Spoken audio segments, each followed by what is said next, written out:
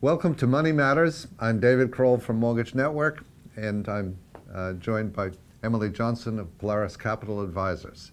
For several years, we've been trying to make sense of the world and in money terms and economic terms, relate that as best we can to Beaufort County and the local economy. We are taping today, February 10th. It's a Friday, and I'm identifying the date, which we don't normally do. We tape once a week, and then the show runs all week. But I'm identifying the date because the markets are so volatile that anything that we might say really needs a timestamp on it, a timestamp and a date stamp. Because everything that we say today may be colored slightly differently by the end of the day today. But for the last few years, you probably could have just watched the same show over and over again. It would have been fine. Yeah, but we have been talking, Emily and I. Emily is a financial advisor. She is all day long, every day, intimately involved in people's investment portfolios and managing those portfolios.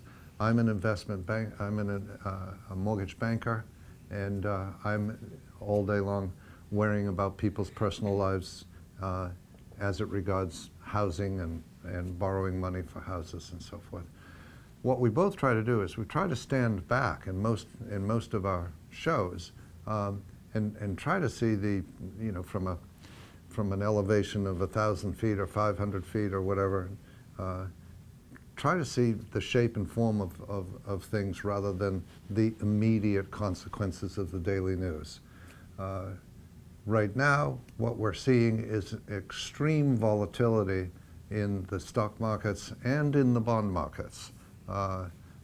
They operate opposing to each other normally, but right now the volatility is irrational, indescribable, and unpredictable. There's just an extreme volatility. Stock market falling by 1,000 points one day, back 600 the next, and so on.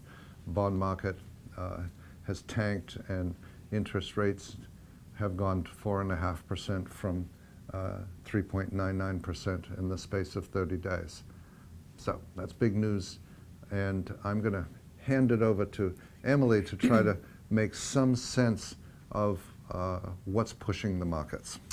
Okay, so there are several directions that we can take this today, and most of them you can turn to Fox News, CNBC, CNN, Bloomberg, whatever your poison of choice is, to listen to those talking heads and all those analysts. So I'm not going to sit here and try to reinvent whatever that wheel is that you can get somewhere else, because you can, if you want to find an opinion, you can find it out there in 6 different ways. So it's there, and I'm sure whether you read the Island Packet or the New York Times or the Wall Street Journal, that you have seen these headlines, and they're probably jarring to you. For some of you, they're not jarring because you realize you went through 2009, 2010, we ended up back on top again. You're not as concerned as you were then. For others of you, just the thought of seeing the market, whether it's the Dow or the S&P, go down 3% in a day, and you're not looking at the percentage, chances are, you're looking at the fact that it was 1,500 points on the Dow, 1,100 points on the Dow, and that is jarring. And so there's some of you that are probably sitting on the edge of your windowsills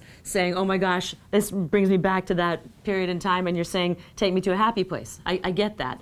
But there are 2 main points that I guess I wanted to discuss today. Number one is really where David and I come together on this, and where our worlds overlap, and that is, and this, I know we say it over and over again, it's the plan. It's in having a plan. So if the funds that you had invested in the market in this last week and a half were monies that you then were going to need for a down payment on a house, and that's what you told your financial advisor, or that's what you filled in on your form when you set up your Fidelity account, and that's what you were thinking, and you thought, well, the market's been really good, I'm going to make a quick few bucks so that maybe I can even increase my down payment. And then this happens.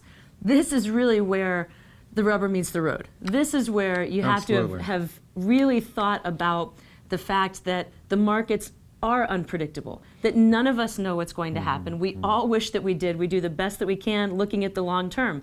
I know that you as clients and as investors hate hearing people say, oh, well, things like this are okay because we're invested for the long term.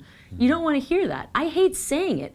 It's true, but I hate saying it. And that's what our industry is conditioned to do, is just to say, you're allocated correctly, you're in this for the long term. It's true, but it's also, it doesn't necessarily make you feel better. What really is important is really looking at your money in regards to your objectives, your long-term objectives, or your short-term objectives. If you're going to be buying that investment property, or you're going to be buying, your first home, second home, whatever it is, and that's in the plan, then that money should not have been sitting in these markets. A precise example of this was, I mean, every day I have examples of exactly what Emily is saying. Yesterday, one of the conversations was someone who's coming into Hilton Head, buying a second home here, and there are two accounts. One is an IRA account. The other is a normal stock brokerage account that they are depending upon to make this transaction work. The IRA account we're depending on in order to set up a distribution to enhance their income, and the normal stock brokerage account we're depending on for the down payment. We've been depending on those, and we have targeted those two accounts for the 3 months that we've been working together. Should have been a good 3 months. And we as the mortgage banker have an asterisk next to those two accounts because we're going to be taking money from there to make the transaction work at the end of this month. Well, the client called in an absolute panic yesterday and said, oh my God, both accounts have fallen by close to 10% over the last 4 or 5 days. That's absolutely the case. What I didn't say was, you knew both of those accounts had already been targeted at a certain dollar amount. So it would be only reasonable that that money be set aside, as it were, that it be cashed out of the equities market, which is a risk market, and into a cash market. My client should have called his Emily 3 months ago and said, they're targeting these two accounts, maybe we should set some money aside. It's small things, but it's big in terms of planning. It's objective-based planning, or there's lots of different words for it, but that's one of the most common that you hear.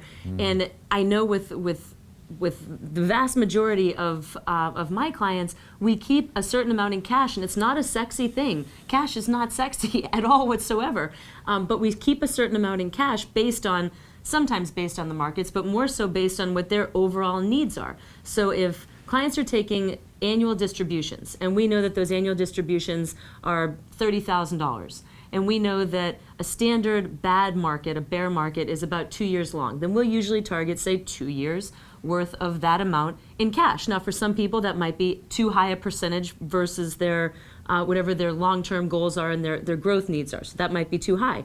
But if we're looking sort of rule of thumb, that's a great rule of thumb. If there are folks that are looking to buy another house and there's a certain amount, if somebody comes to me and says, I'm looking for a simple place to put some money just to let it grow for a little while until I have a down payment on my house, there's no such thing right now. There's just not. And you could look at floating rate fund. There's lots of things that people tell you are sort of cash equivalents. They're just not. And in markets like this, where we've seen both stocks and bonds get hit simultaneously, which is exactly what happened back in 2009, early 2010, exact same thing, there isn't a safe haven. So when you're looking at your objectives, like anybody, you're going to have complex objectives. You're going to have short-term things. You're going to have medium-term, and you're going to have long-term. Your kid going to college, and I have a child that'll hopefully be going to college in about 7 years. I'm not so worried about a 10% decline because we've had 11 years of run-up. But if I was looking at that next year, I might be thinking a little bit differently. So that's the objective-based planning that I wanted to at least get out there as sort of one of the first, something that you're not going to hear in the headlines every day. And we need to take a quick break, but we'll be right back with more discussion of the breaking news in the volatile markets in just a minute. Please stick with us.